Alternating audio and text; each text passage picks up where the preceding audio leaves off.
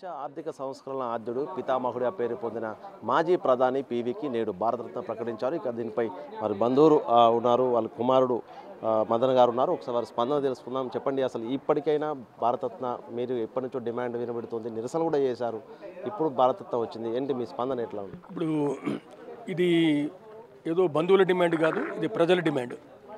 వారు 2023 డిసెంబర్ 2004 నాడు మరణించిన తర్వాత ప్రభుత్వాలపై ఒత్తిడి తేవడం జరిగింది.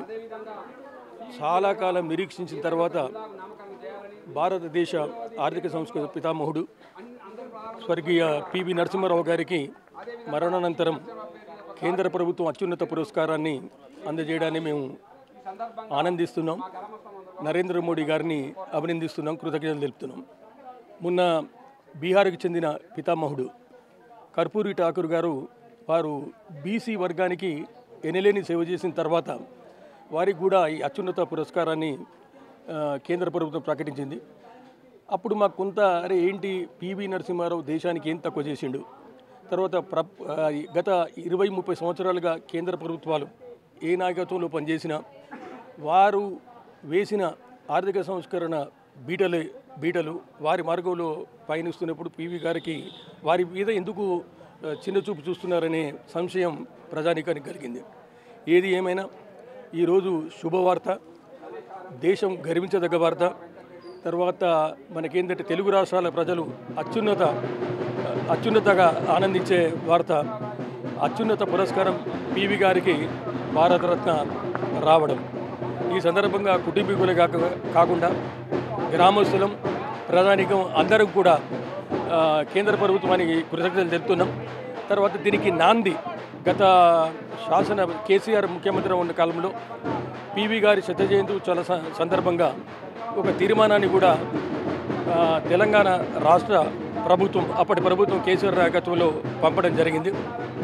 అన్నీ సమీకరించుకున్న తర్వాత కేంద్ర ప్రభుత్వం ఈ అత్యున్నత పురస్కారాన్ని పివి గారికి అందజేయడం ఆనందంగా ఉంది, ఎంతో ఆనందంగా ఉంది. అందరూ కూడా ఫోన్లు చేసి అభినందనలు తెలుపుతుంటే అరే మహనీయుడు ఎక్కడున్నా వారి పేరుతో ఇంకా మేము వారి పేరుతో ముందుకు సాగుతున్నాం, ఈ నౌక సాగుతున్నదనే ఆనందాన్ని వ్యక్తం చేస్తున్నాం. ఆయన బహుభాషా కోవిదుడు, ఒక న్యాయవాదిగా పనిచేశారు. ఆయన చేసినటువంటి ఆర్థిక సంస్కరణలు ఈ రోజున బాగా నిలబెట్టినాయి.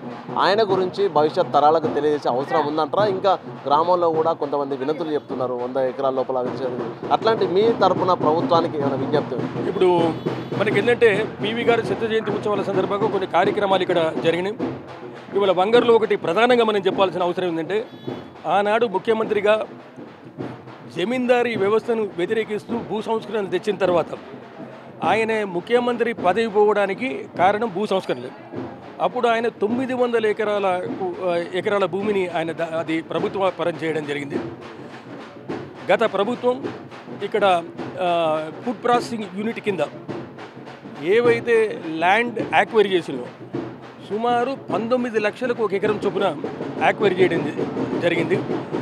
ఆనాడు పివి గారు ఎవరికైతే రైతాంగానికి భూమిలు ఇచ్చిందో ఈ ఫుడ్ ప్రాసెసింగ్ యూనిట్కు మళ్ళీ ప్రభుత్వానికి పరం చేయడం ద్వారా వాళ్ళు ఏంటంటే మా వంగర్లో ప్రతి ఒక్క రైతు పివి షాప్ ల్యాండ్ అనుభవించిన ప్రతి ఒక్క రైతు ఇవాళ మా ఊరిలో దానికి కూడా కొన్ని సమస్యలు ఉన్నాయి. అవి ఏంటంటే మనకేంటంటే అవి ఆర్థిక వనరులతో కూడినాయి కనుక మొన్న కూడా ఇక్కడ లేటెస్ట్గా మంత్రి పొన్నం ప్రభాకర్ గారు వచ్చినప్పుడు కొన్ని ఇష్యూస్ మేము చెప్పడం జరిగింది.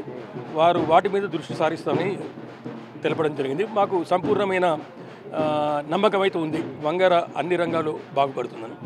మొత్తంగా ఇది పివి సోదరుని కుమారుడు మదన్ కూడా భారతరత్న ప్రకటించిన పట్ల సంతోషం అయితే వ్యక్తం చేస్తున్నారు. దాంతోపాటుగా పివి సంబంధించినటువంటి భవిష్యత్ తరాల ప్రజలకు పివి గురించి తెలియాలి, విద్యార్థులకు పాఠ్యాంశంగా చేయాలి. దాంతోపాటుగా 100 ఎకరాల లోపల పివి విషయాన్ని ఏర్పాటు చేయాలంటూ కూడా ప్రధానంగా వారి బంధువులు అయితే చెప్తున్నారు. మొత్తానికి ఏదేమైనా కూడా ఇన్నాళ్ళ తర్వాత పివికి భారత రావడం కూడా సంతోషం అంటూ కూడా తమ బంధువులు, గ్రామస్తులు ఎంతో సంబరాలు జరుపుకున్న పరిస్థితి కనిపిస్తాం. ఇప్పుడే సంతోషంతో వేణు బిగ్ టీవీ వంగరండి.